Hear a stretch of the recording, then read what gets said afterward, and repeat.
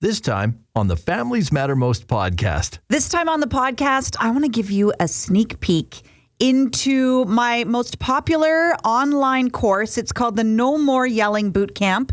It's meant to be taken in over 5 days. There's 2 lessons a day plus bonuses. So you get 12 lessons. And today on the podcast, I'm going to let you in on a little bit. I'm going to share with you one of the bonus sessions from that product. It's No More Yelling Boot Camp.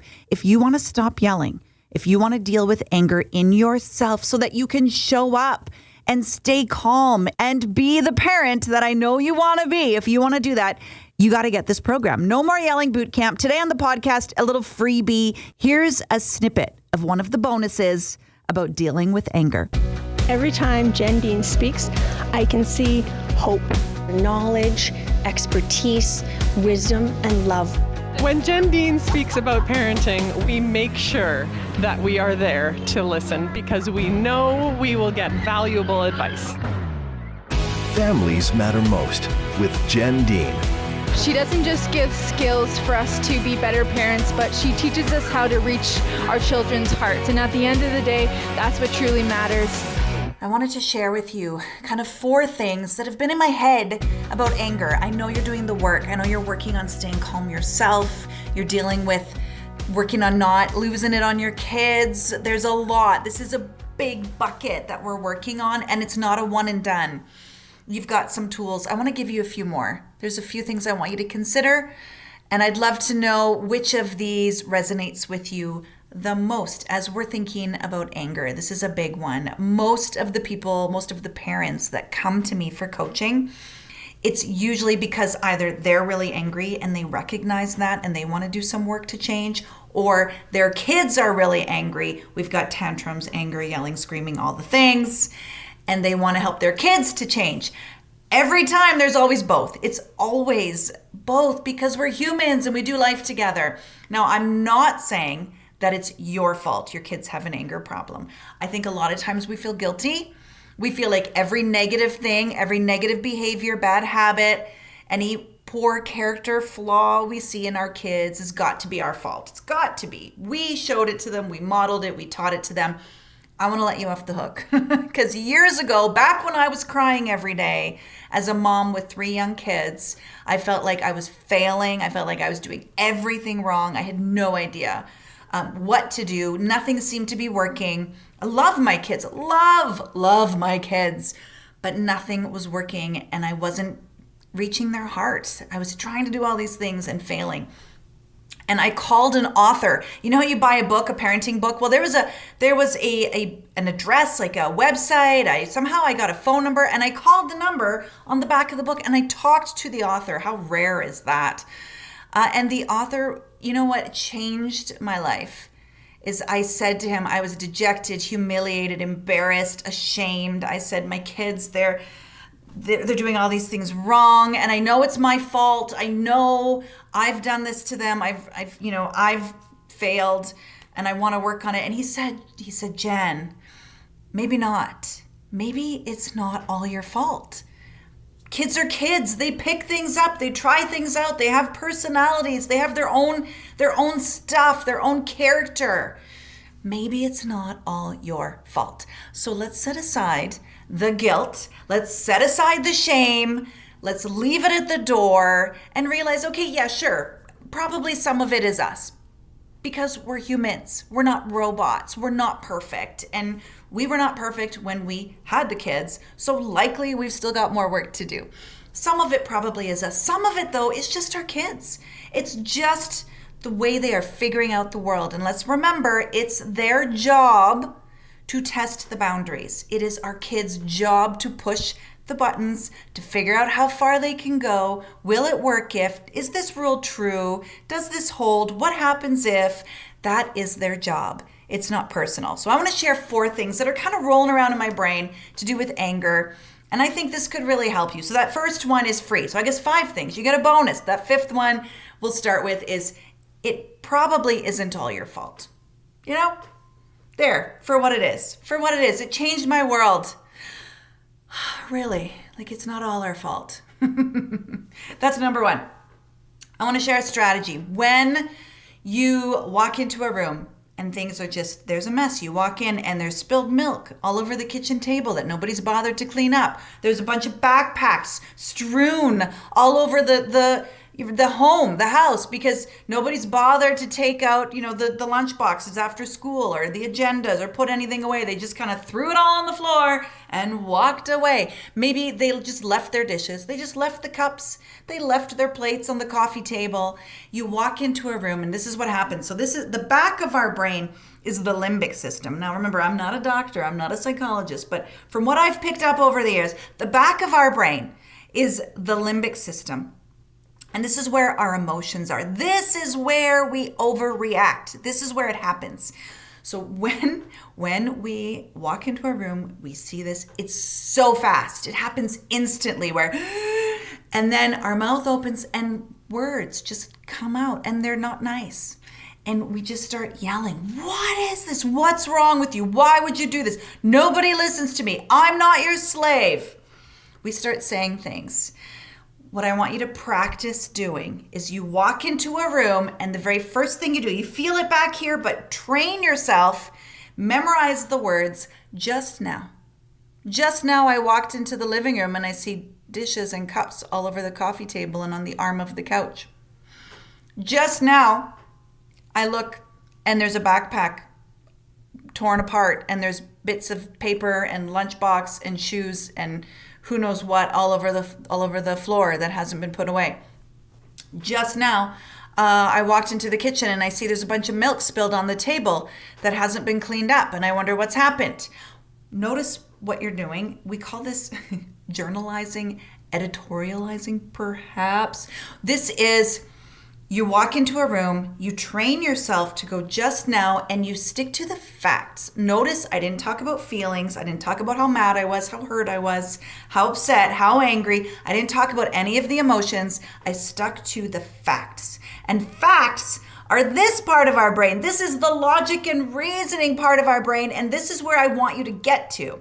This is where you want to get to, because we say some really terrible things back here. We say things like, I'm taking Christmas away and I'm going to throw your presents in the fire. We say things like, that's it, I'm going to turn the car around and no more vacation for you. We say things like, I'm canceling your birthday and no birthday for you anymore. No, I don't mean you don't get a party. I mean, you don't get to turn 7. We say pretty crazy things. That's it. No video games for you for 6 months. Back here, it's not our best, There's lots of emotions, lots of feelings. We're not our best self back here. We want to get to the front. We want to get to this part of our brain. This is the logic and reasoning. And how you can do that is by training yourself, practicing, memorizing the words just now. Just now, I walked into the kitchen and I see 2 kids are fighting on the floor. What you're doing is just getting to the facts. And that gives you those few seconds, those precious seconds to think. Think with your brain. Maybe don't say something you'll regret later. Maybe don't say something you have to apologize for, or you have to pull back. You have to try and say, okay, no, I shouldn't have said, I shouldn't have said that you weren't going to come on a holiday with us. I shouldn't have said, right? I shouldn't have said those things. Practice. Just now, I walked into the room and you stick only to the facts. Now that's going to give you those seconds, move into the front, and then you can actually think about what you want to say next. Yes, there is a time and a place to say, I'm really angry, I'm really hurt, I'm really upset that you did this. There is a time and a place to do it. But you and I both know that when you walk into a room and you see it, that is not the best time. It is not coming out the way that you want it to.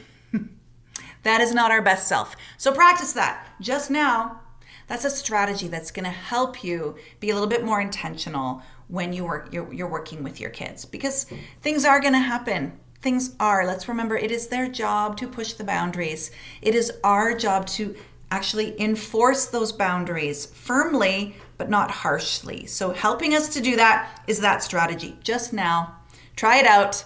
It really, really works.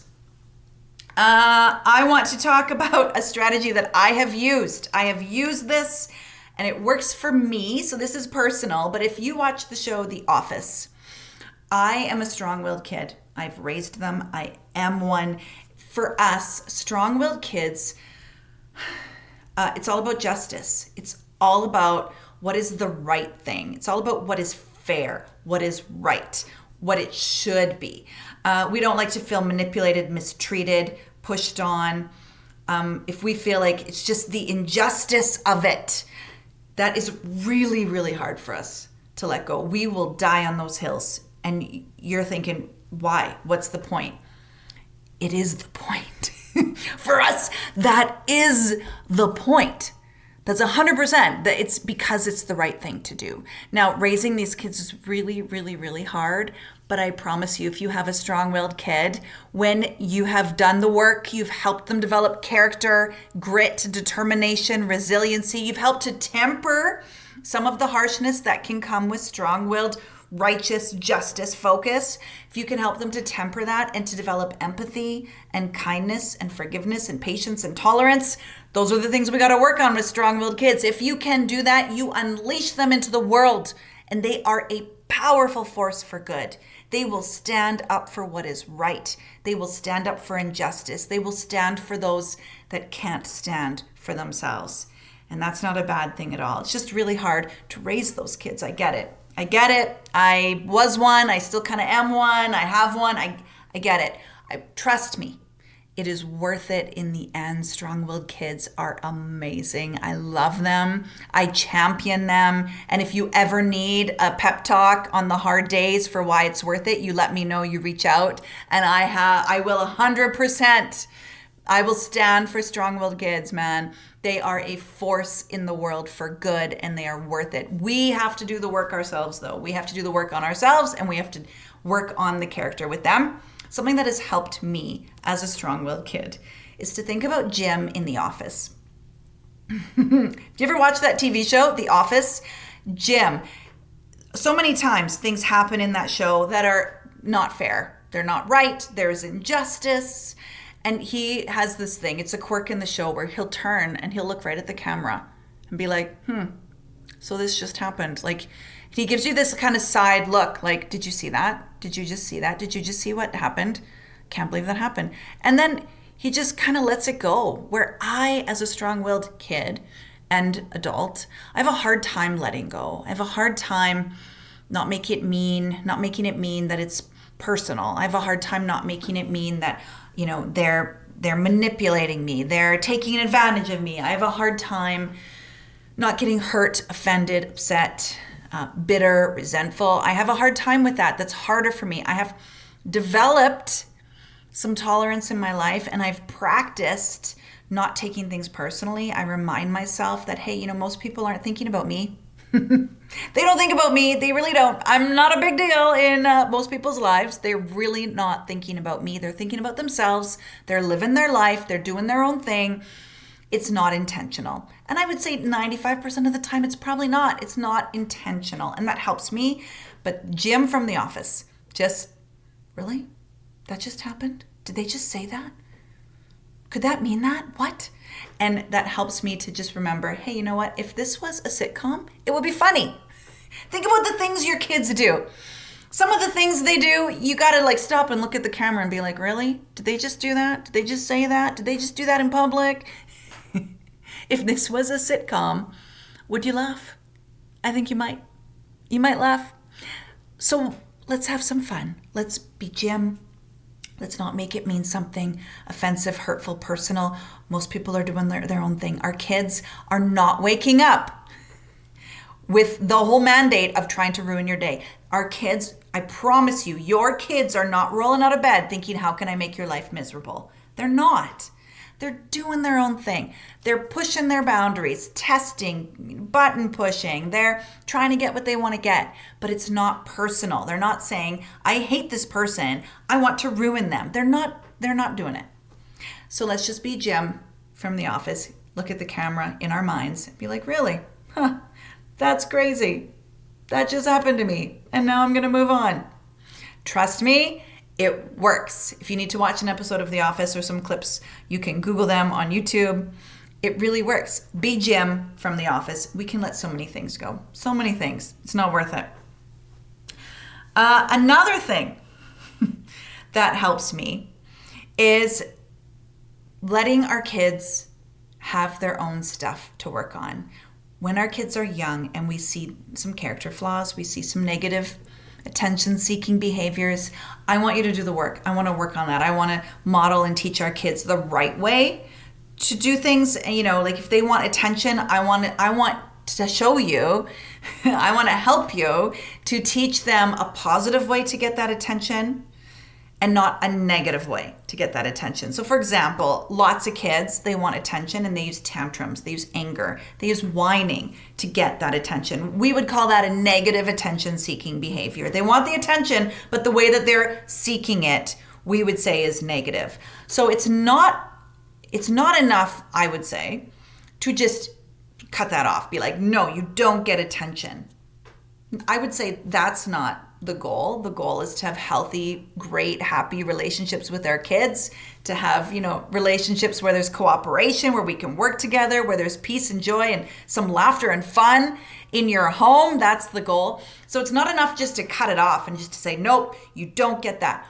What I want to do is make sure that the negative attention seeking doesn't work, but that the positive attention seeking does work. So it's not enough just to say, no, don't, stop it, quit it. We have to model to our kids what we want them to do. So we're going to work on, okay, if you want attention, if you want some time, if you want connection with your mom or your dad or your sister or your brother, this is how you can do it. Let's practice this. Let's model this. Let's reward this, because usually it takes a little more time. Change is hard. All of this is true. But at the end of all of it, we are human beings. We have our different personalities. We are built unique. We all have our strengths and weaknesses. And I would ask you to put up your hand if there was, even in your adult life, something you're still working on. You're still working on it. You might say, Jen, I wish I was doing better in this, but I still struggle with insecurity. I wish I was doing better, but I still have such a short fuse. I want to work on that. I wish I was doing better, but communication is not good for me. I have a really hard time communicating, thoughts and feelings with my partner. That's something I want to work on. And we're adults. We're adults. We recognize that there are areas in our life that we're not awesome. Don't our kids get that too? We're going to keep doing the work. I'm not saying quit, give up, what's the point? I'm not saying any of that. We're going to keep doing the work, but let's remember that there are going to be areas of your kids' life it's going to be harder for them. Maybe for their whole life. It's not going to be their bag. It's going to be a difficult piece for them. Not to say that it's an excuse and they can give up, but to just recognize that it's going to be harder for them. We all have it. We all have it. I tried to be meek and quiet for years. That's not me. As you can tell, I'm a talker. And I think when I finally embraced that, and I'm working on communication and how to do it better, I want to improve in my skills, but meek and quiet is not going to be me. It's just not. It's just not. And there is a time and a place for that, and I get it wrong sometimes. That's me. Our kids have our things. They have stuff they're working on, and everyone gets something that they're going to keep. And it's going to be their struggle, their journey, their story. What is theirs to work on? Now, what we do as parents, we make it our fault. We make it that we failed, we blew it, we messed up somehow.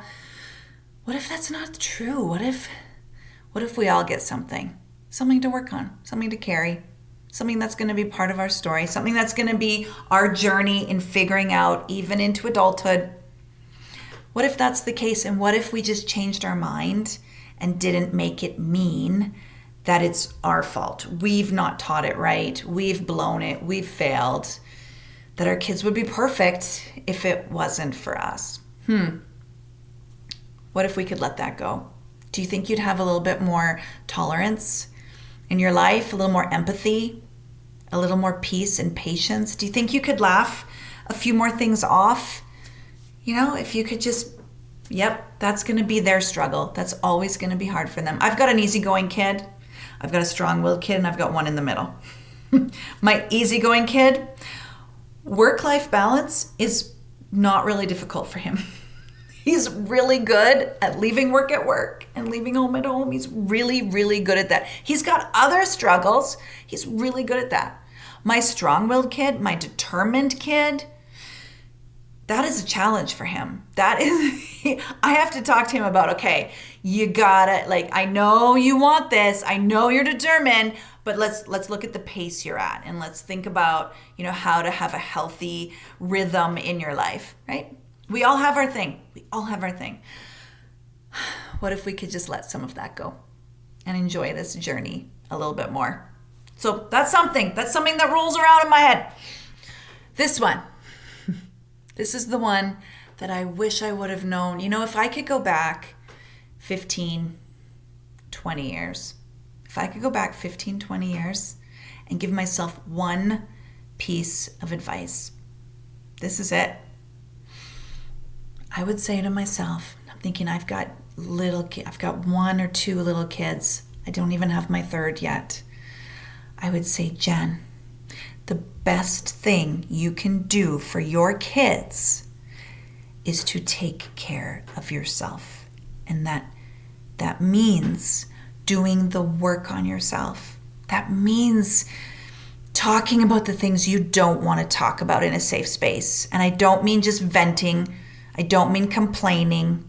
I don't mean blaming. I mean sitting down with a professional, whoever that would be for you, counselor, coach, therapist, mentor, pastor, like somebody that's not just your friend, not just a vent, not somebody. Do the work, the hard work, and talk about the things you don't want to talk about.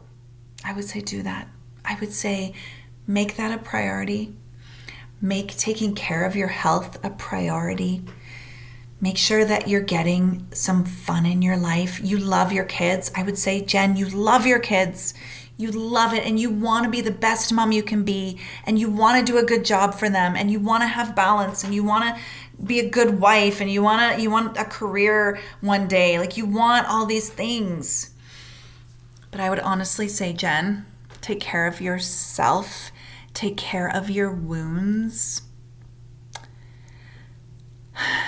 Deal with the things you don't want to deal with. That's what I would say.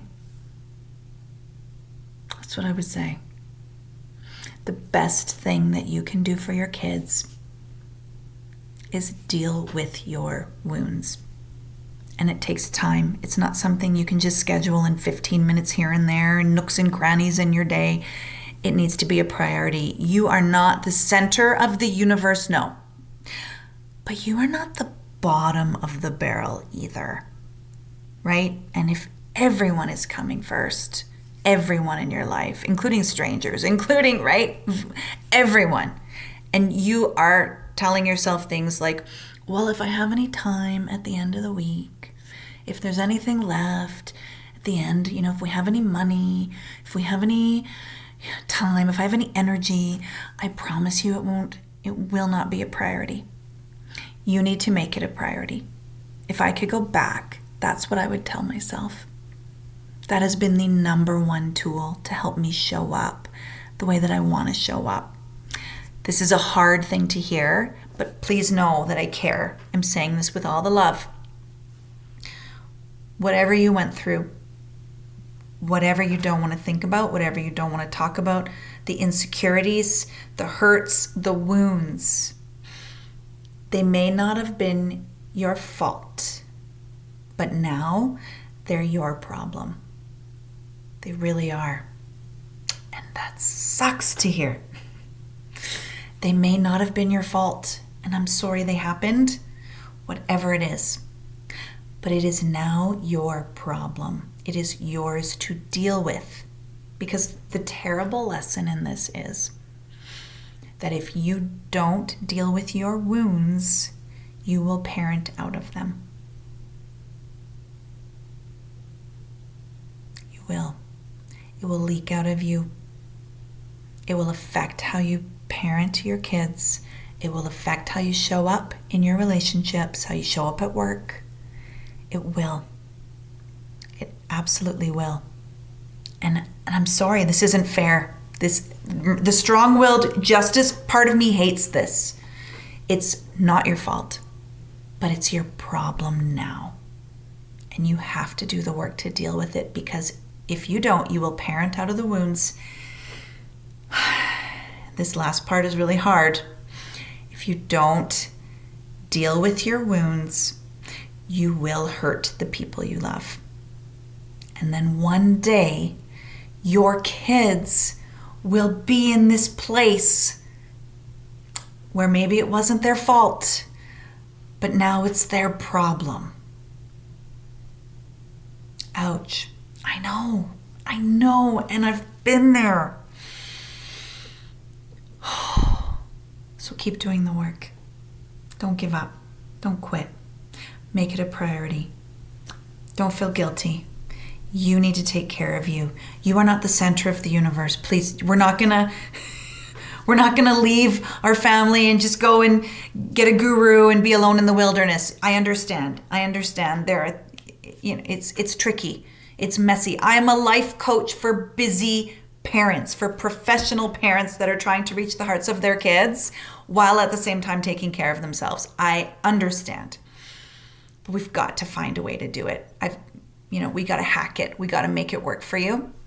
So that is my challenge to you.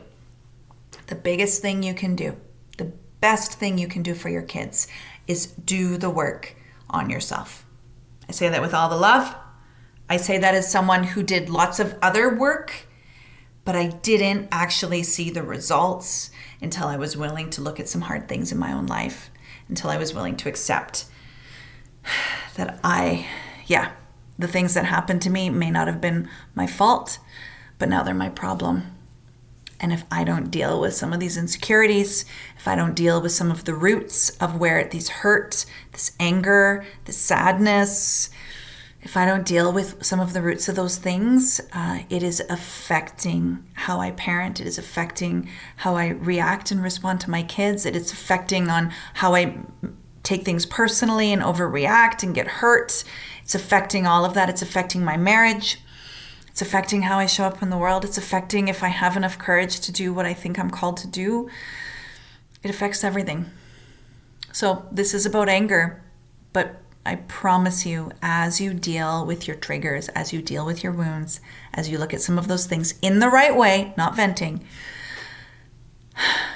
I promise you will have more patience, you will have more empathy, you will have more kindness, you will not overreact and take things as personally as you might have before. So I promise you that. It's scary, it's hard, but it's worth it. It's worth it. And you're here. You're here, you're doing it. So I want to say I'm so proud of you. Keep going. It matters. The work you're doing matters. It's worth it. I hope you enjoyed that bonus session. It's from the No More Yelling Bootcamp. It's a product online. You can go to my website, Families Matter Most. You can get that whole bootcamp, 12 lessons. Plus, I'm always adding in extra bonuses, little extra videos, podcasts, things that I think will help you deal with your anger. Please, from someone who used to be a yeller, I've really worked on these things, these tools, these strategies work. Apply them. Let me know how it's going. And as always, I'm cheering for you. Thanks for listening to the Families Matter Most podcast with Jenn Dean. Book a free strategy call today and get the tools and tips you need to be a more calm and confident parent. For more podcasts, online courses, or just to get more information, visit familiesmattermost.com.